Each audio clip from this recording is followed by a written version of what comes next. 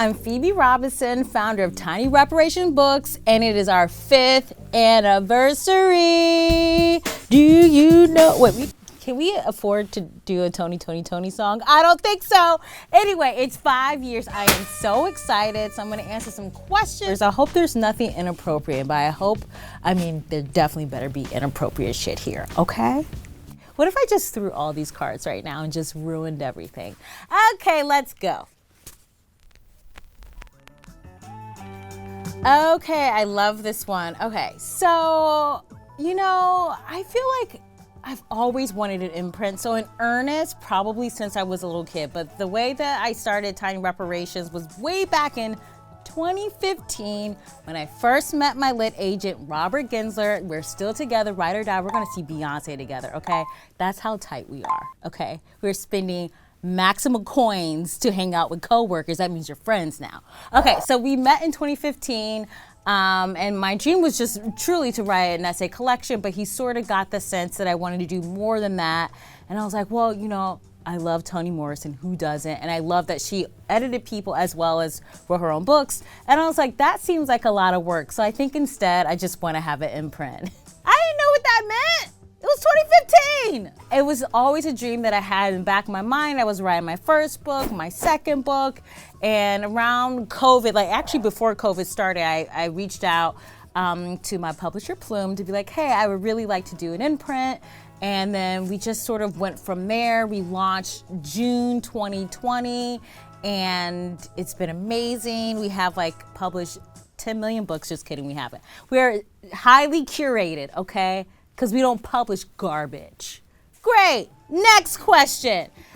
Okay, my initial vision for the imprint was truly inspired by how hard it was to sell my first book in 2015. It was called You Can't Touch My Hair and Other Things I Still Have to Explain. And so many people were just like, this isn't relatable, this isn't gonna sell, nobody wants to read essay collections written by Black women. In 2015, people were saying this garbage, and I really just felt like, how can we still be placing all these barriers on people who just want to write books and, just get their book babies out there? So with that in mind, with this imprint, I really wanted this to be a platform where, we're celebrating women, people of color, people from the queer community, anyone who has an idea and a great voice, we want to publish, and that has been the vision that we stuck with for the past 5 years. We haven't published one white dude yet, and they're fine. They're fucking fine, okay? So when they say there's no room for me anymore, there's so much room, okay? I'm just making room for other people, so it's been really great. Next question. Trevor Noah said Tiny Reparations Books had the greatest name he ever came across. Thanks, Trev. Could you share how you came up with it? Honestly, I was just like, listen, I'm ignorant, as we have seen thus far. So I'm not gonna get the real reparations. No one's gonna give me land. Do we want that? Oh, the crops will die. Don't do it. But I was like, I can get little paybacks. With this imprint, I really wanted it to be my way of sort of paying it forward and, sort of poking at the publishing industry, which is, heavily white, and just being like, hey, we're here. We're not asking for permission. We're just gonna be here. We're gonna be publishing our books, and it's gonna be cute. Okay, also, Trevor, do you have any rich single friends? The Imprint's mission has been to amplify diverse voices who push the conversation forward. What are some ways Tiny Reparations Books has done this so far? One of the things that I really love about the books that have been published under the Imprint is that we're telling all kinds of stories. We're not just gonna be can I just be real with you guys for a second? When I first launched this, the number of slavery manuscripts that people were pitching to us, I was like, do you think that's listen, it's fine if you want to write those, but I feel like there is this tendency, if you are non-white, non-straight, that the only kind of stories you have to tell are the ones that are sad or tragic or look how hard it is to be this person. You should appreciate your life. And I really wanted this to be if you look at Portrait of a Thief, this is just about Asian people doing an art heist and it's bomb as hell. You know what I mean? And so I want to show all sort of the gamut of life. Like, you know, we all fall in love, we all break the law. Well, okay, not all. Edit that in post. You have triumphs, you have tribulations, everyone has a family. There's all these things. And so I really wanted that to be the crux of what was being published in the imprint, just to show the everyday life, the extraordinary lives of people from all different kinds of backgrounds. And I feel like we're doing that so far. So, you know, I'm gonna pat myself on the back. Boom, there we go. Another question in the can. What's something people don't know about running an imprint? It moves fast. You think like, oh, books is chill, la-di-da-di-da. I'm cozying up in a chair. Okay, I got my snacks. But my editors, Emmy, LaShawna, will hit me with the email like, girl, this book is going to auction. It's 300 pages. Can you give us a quick read and let us know what you think? And I'm like, a quick read? Okay. So it's like, it's truly like cramming for finals. It's so often. But it's so much fun. Like the hardest part of my day is I get to read an amazing book and hopefully I get to acquire it. So, you know, I'm fine. Next question. If you could describe Tiny Reparations Books in 3 words, what would they be? Oh, fuck. You know, I am a writer. I should have good word choice here. No pressure. Okay, the first one's gonna be inventive. I think the creativity, the imagination that the authors have is phenomenal. So inventive, elite, because I don't publish no whack shit, y'all. Okay, they're talented, they're amazing, and there's a lot of heart. You gotta like connect the reader, you know what I mean? You can't just write the most, you know, beautiful prose, but if it doesn't resonate, it's just a fucking journal entry, right? Next question. How did it feel to go from being an author to being a publisher? You know what? It felt great because I like to be in control. I talk about it with my therapist all the time. It's slightly getting better. Obviously, being an author, you get all this sort of, you get to do all the creative things and invent these worlds or tell these jokes, stories, what have you. That's amazing. But I think as a publisher, it's really exciting when you can publish someone else's work. It's just really, it's so sweet because us authors, we are such nerds. Like we just have these little worlds in our head and we just want to put it on paper and then like see it in a bookstore. And it's really amazing when you can be that for someone else and, you know, be a part of their success and their wins. But I'm gonna write more books, guys. So don't you think that I've retired. No one thought that. Okay, can you share some of the best highlights from the last 5 years? Listen, the true tea is that celebrity imprints, and I'm calling myself a celebrity, so deal with it. It's sort of like a vanity project, you know what I mean? I think people think like, oh, I'll just have like an imprint and that's cool. But it's like, no, you gotta roll up your sleeves, okay? You gotta be on Zooms, you gotta read manuscripts, you gotta help, you know, promote, all these things. And so I think some of the highlights from the past 5 years, I would say, I think I have a lot of respect in the industry because I think people see the passion that I have for the books that are being published, and they also see the quality of the books that are being published. We have a couple of books that were longlisted on National Book Awards, which is like the Oscars of books. Okay, so that's a big deal, all right?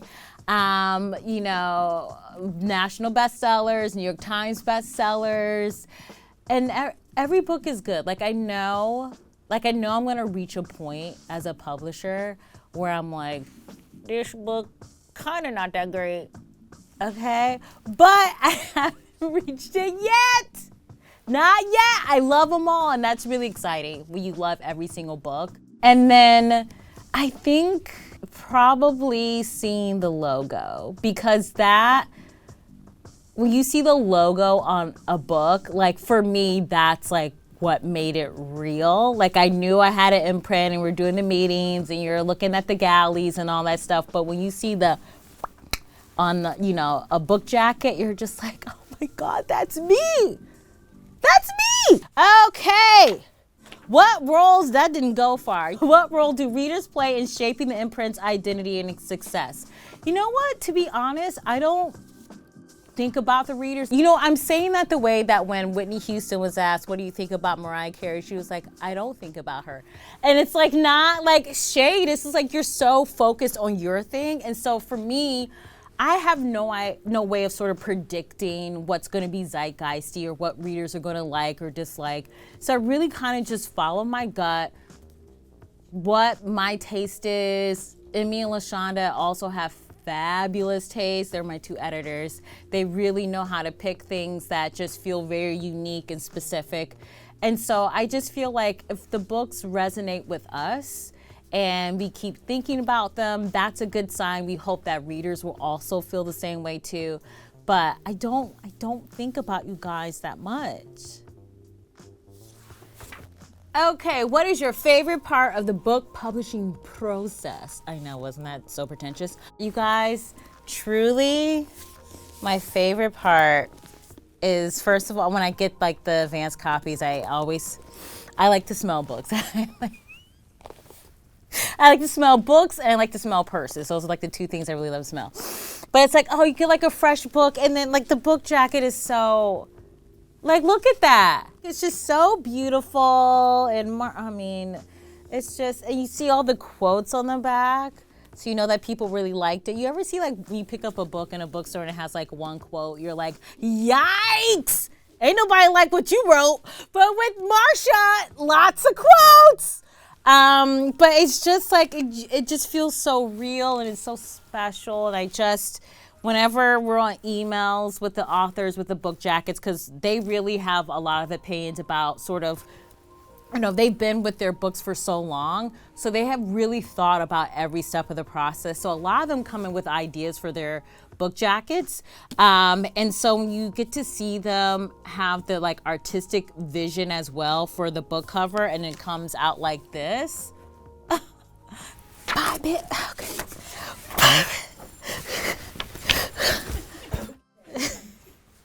Okay, what do you hope Tiny Reparation Books achieves in the next 5 years and beyond? You know, obviously we want more bestsellers on the list. I would love some more beachy, like fun reads too, because you know, sometimes you just want a book to wash over you and feel good vibes.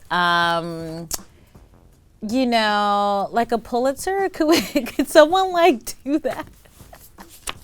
Because it ain't gonna be me. So if someone else can write, you know, a great book like that, or like a franchise like Colleen Hoover's without the, I don't even need to say it, y'all already know. I feel you, girl. You caught in the middle some mess. Okay. At Evie Robbie, will the current political climate influence the books TRB publishes? Great question. You know what I mean? I think that we are living in, like, it's so ignorant. Can we just, people are like, it's unprecedented times. And I'm like, it's ignorant times. That's like what it truly is. I think, you know, rather than allowing the political climate to sort of influence the books, I think the writers are just influenced by the world. So if that seeps into some of their work, sure. But I don't think we're necessarily looking to be like, you know, Bob Woodward, what's your next? I love Bob. I'm just saying. I think that we're just going to keep doing what we're doing. I think our books make readers happy. They really respond, they connect with the work. So as long as we're doing that, I think that's great. I just think it's hard to sort of time politically because the tides change so much to really, you know, if there's a crossover, cool, but we're not necessarily searching for it. Okay, I don't want to butcher the name, so I'm going to spell it out, okay? This is at CECCHI Reads. And the question is, what's a book you recommend to someone who wants to learn something but doesn't love reading nonfiction? Okay, you know what? I love reading nonfiction, so it breaks my little heart that you don't love it. But what I would recommend is a very light read. It's a biography of Frederick Douglass. That's not a light read at all, okay? He went through so much. Child, I would have given up. It's by David W. Blight. I think he won a Pulitzer for it, which he should have. But it is the best book I've ever read in my life, hands down. It is long. It took me a month to read it. That's fine. A month goes by so fast. To be honest, the font is small. But then there are times where they put like pictures in, so then it's like that takes up like half a page, and then when you get through that half a page, you're like, bitch, I read fast. So it's a roller coaster and it's phenomenal. Okay, read it. What are you reading now? This is a question from @art@the-intersections. I'm currently reading The Sellout by Paul Beatty. It is satirical. It's really funny. I am like 30 pages in and it makes me laugh a lot. It's really good. I don't want to spoil anything, but it is one of those where it's like, buckle up, Buttercup, because Paul is wilding out. Read it. He won a prize for it. He won an award. I forget which was the Booker. I can't remember, but it's so good, you guys, and you're gonna let's talk about it on Instagram when I finish reading it. Okay, bye, bye, bye.